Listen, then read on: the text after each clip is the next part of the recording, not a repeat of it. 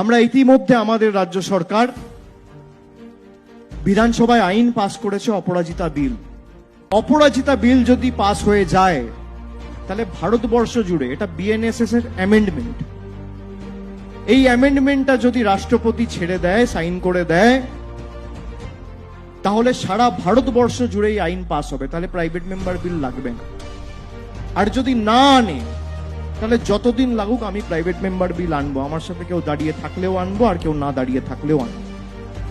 একটা দুর্ভাগ্যজনক ঘটনাকে কেন্দ্র করে যেভাবে বাংলাকে কালিমালিপ্ত করা হয়েছে, কলুষিত করা হয়েছে, আমাদের বাংলার ক্ষমতা কি, বাংলার শক্তি কি, বাংলার কৃষ্টি কি, সংস্কৃতি কি, আরজি করের যে ঘটনা ঘটেছিল, আমি প্রথম দিন থেকে তার নিন্দা করেছি। আমি প্রথম দিন থেকে বলেছি যারা এই ঘটনা ঘটায় তাদের সমাজে বেঁচে থাকার কোনো অধিকার নেই।